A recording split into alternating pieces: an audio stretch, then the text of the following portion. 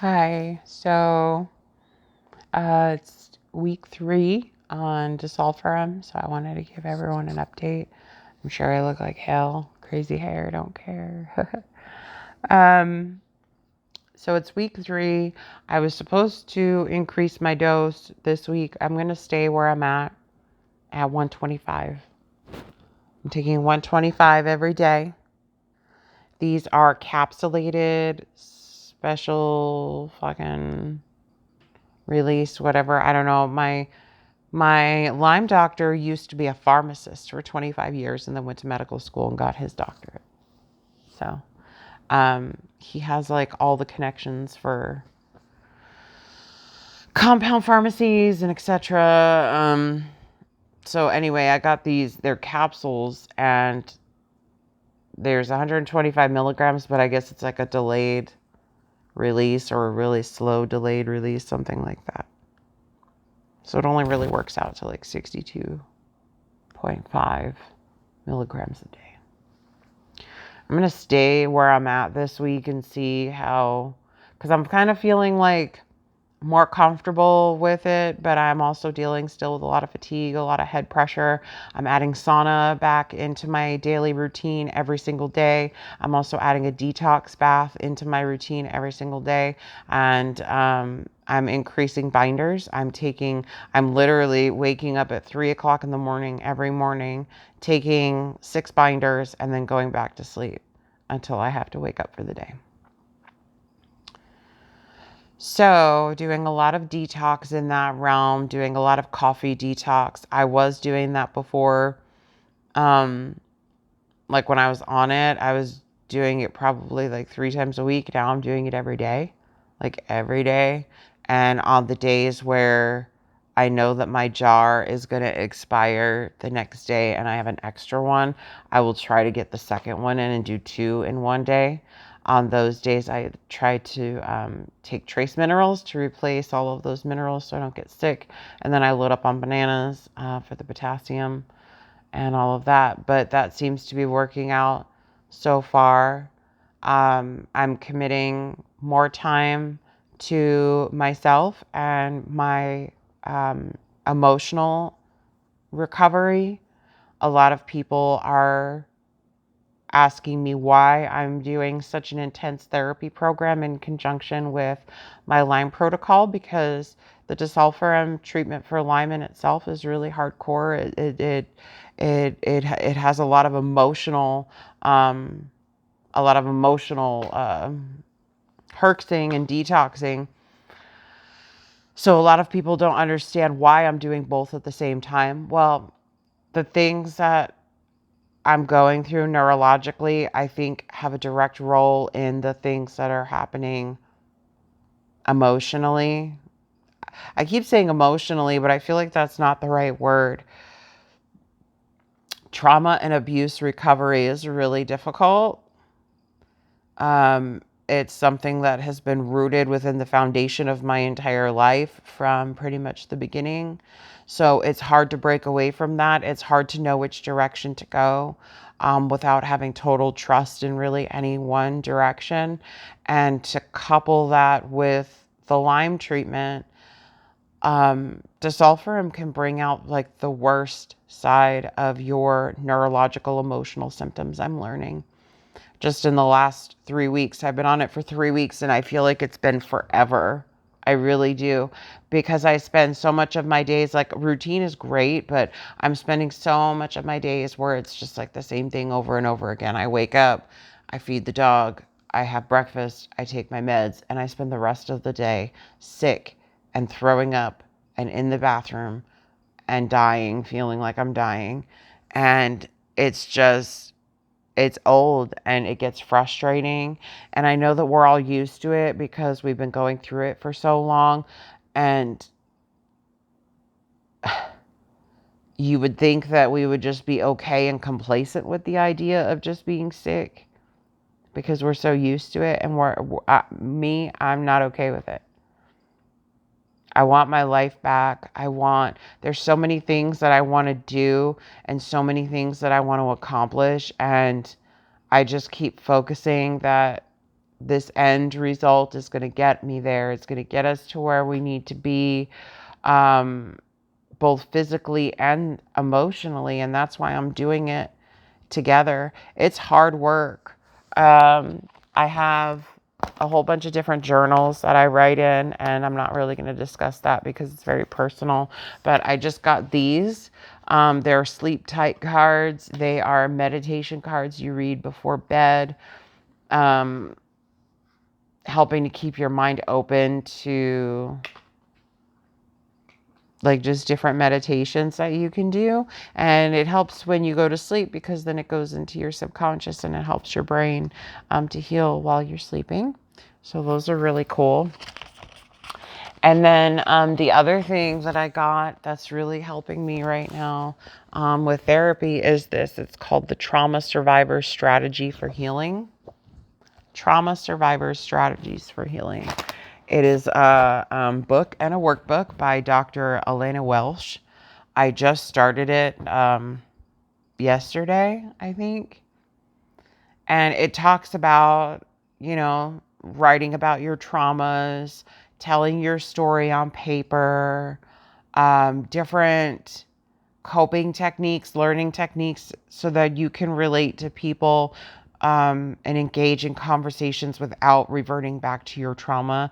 Like for people that were only really raised in traumatic experiences that don't necessarily have the cookie cutter white picket fence fallback family to reference when they're trying to connect with somebody about their life or their story. This workbook helps you go through some of those traumas and get through that so you're not constantly feeling like you need to vomit all of your traumas up on everybody whenever you meet them.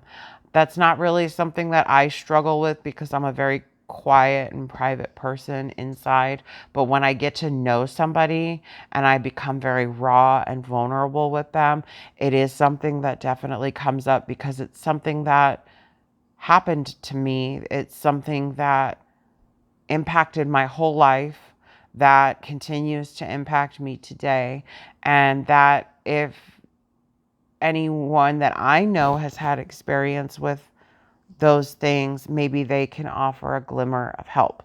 That's why I share those things. I didn't know until about a year ago that the rest of the world didn't grow up the way I did.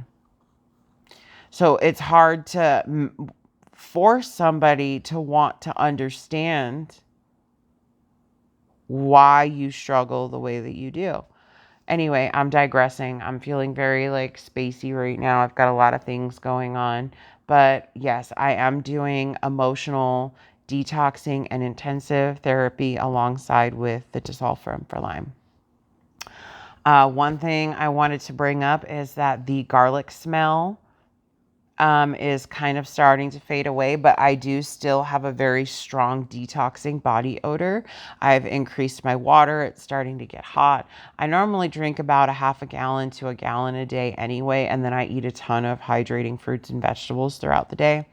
So now I've increased my water to a gallon a day because I'm very limited on sugar. So I can't have a whole lot of fruit. I can have a little bit here and there, but it's got to be fresh and I've got to eat it like that same day. So, and that's another thing that I'm struggling with is the dietary restrictions. And a lot of the dietary restrictions are more based on like what your body can handle, because in the approved food list for Disulfuram, it says no nuts, no seeds, no almonds, or no, seeds are okay, but no almonds, something like that. I drink almond milk and I seem to be okay with it. But I will say that a lot of foods are interacting with me. Foods that normally I wouldn't have issues with are making me feel just kind of funny. I can't engage in any large portion eating as it is, but even now I have to be exceptionally mindful of my portions because if I get too full, then for whatever reason, my body starts producing something to break down all that extra food and I start feeling very sick, very lethargic. It's almost like if you've ever had weight loss surgery, it's very similar to dumping from what I've been told. I've never had weight loss surgery, but my husband has, and some people I know have. Yeah, it's not a very pleasant experience. So I'm still trying to find a happy medium with that.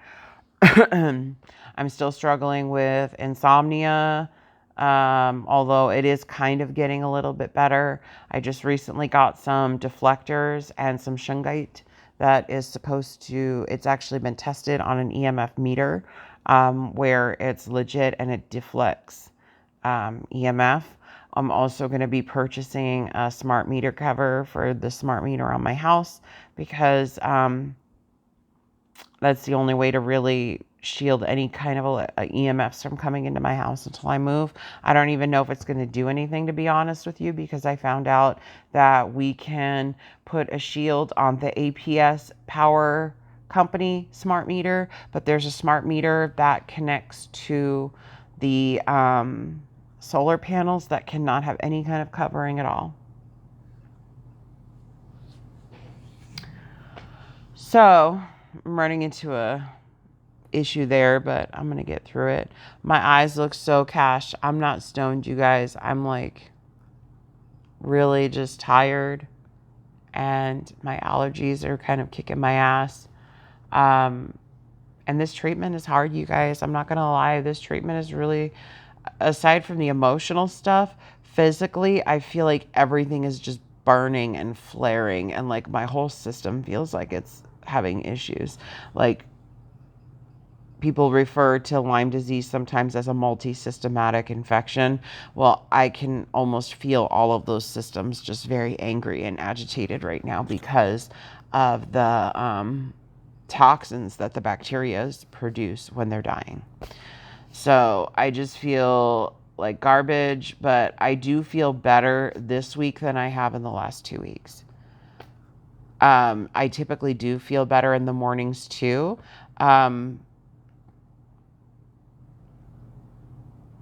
Sorry. What the hell am I doing? Weird. What are we talking about?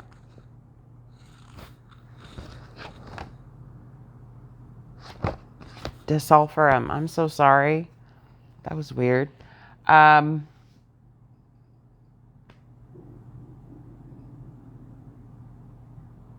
Oh, there's a rescue medicine. I never seem to have the bottle with me. It's called dihydromycin. You're going to have to look that one up. I might post a picture in the comments if I can find my bottle. But it is a lifesaver. I'm starting to take that twice a day, especially because I'm having so many food interactions, to see if that helps.